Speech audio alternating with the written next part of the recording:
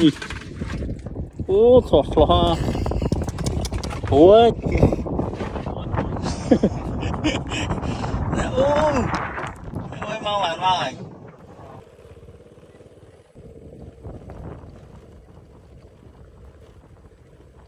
ជម្រាបសួរពុកម៉ែបងប្អូនទាំងអស់គ្នាបាទហើយថ្ងៃនេះក៏ដូចជាសប្តាហ៍មួយដងដែរបងប្អូនគឺថាថ្ងៃនេះគឺចុងសប្តាហ៍ហើយ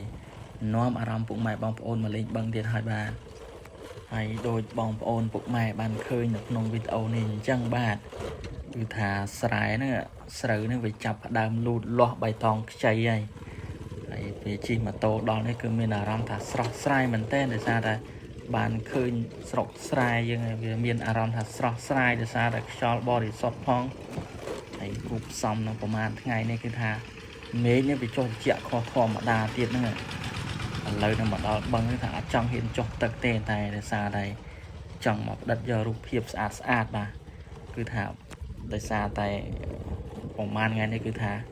គ្នាយើងកំពុងតែពេញលេងគឺថាបំបក់ត្រីឆ្លាំងបាទឥឡូវនឹងកំពុងតែធ្វើដំណើរហ្នឹងជិះម៉ូតូដៃមួយថតដៃមួយនឹងប៊ីនឹងធ្លាក់បន្លាយទៀតហើយសុំបញ្ជាក់បងប្អូនបន្តិចបាទនេះគឺផ្លូវស្រែប្រាំងបាទនៅខាងខេត្តតាកែវបាទផ្លូវចុះស្រែប្រាំងគឺថានៅក្នុងទឹកនេះសិតតែត្រីបងប្អូនឲ្យតែអ្នកបកែគឺអត់ខ្វះទេម្ហូបបាទមិនថាអូអួនក៏បានអូកតាងរាងក៏បានស្ទូចក៏បានដែរបាទស្ទូចក៏បានហើយបងស្នាញ់ក៏បានឲ្យទៅថាចេញមកបឹងគឺថាអត់ខ្វះម្ហូបទេបាទថ្ងៃដោយសារតែថ្ងៃនេះមកអត់បានជុំគ្នាបាទបើសិនជាជុំគ្នាមិននឹងសប្បាយប៉ុណ្ណាទេបាទមកគ្នាច្រើនថាមានអ្នកស្ទូចផងមានអ្នកអូសអួនផងមានអ្នកបងស្នាញ់ផងបានត្រីមកថា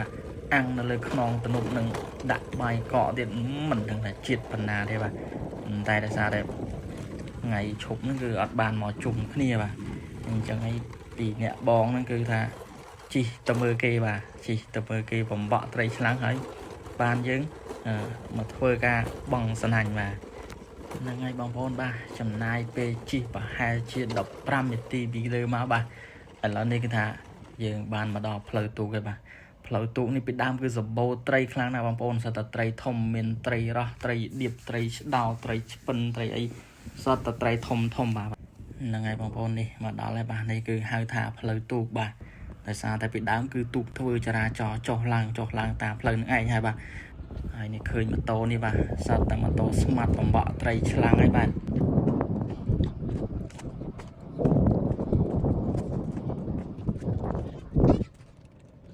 មកមើលមកសំដែង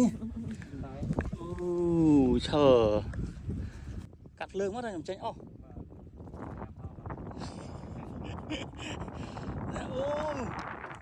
អូយមកបានមកហើយស្មាត់ភ័ក្រនេះថាកំពូលเลยបាទទោះបីគេស្ទូចបានក៏គាត់ស្ទូចបានដែរបាទដូចគាត់ជំនាញខាងស្ទូចត្រីឆ្លាំងណាស់ម្ដងបាទចុងស្ទូចគាត់ធ្វើកោទឹកខ្វក់នេះអានុយហ្នឹងគឺប្រភេទនុយដែលគេទិញមកពីផ្សារបងប្អូនវាធំក្លិនស្អុយខុសធម្មតាបើសិនជាដាក់នុយខុសក៏វាអត់ស៊ីដែរបាទហើយឥឡូវដល់វគ្គធីមខ្ញុំម្ដងហើយបាទគឺថាទាញស្នាញ់មកឆ្វាចបាទមើលដូចតំណងណាស់ចឹងបាទប៉ុន្តែជាក់ស្ដែងបងប្អូនសម្រាប់ត្រីកញ្ចុះទេបាទអត់មានត្រីតបចូលទេ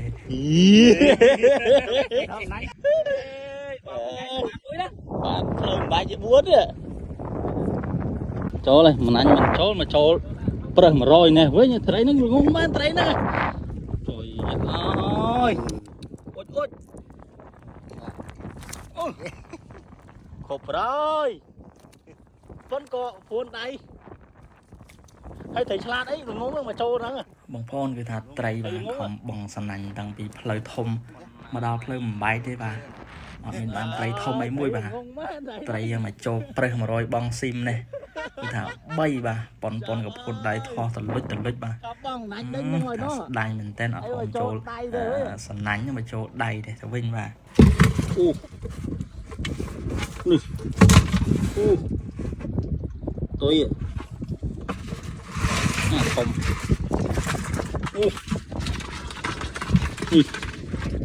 អូស្រស់អូយ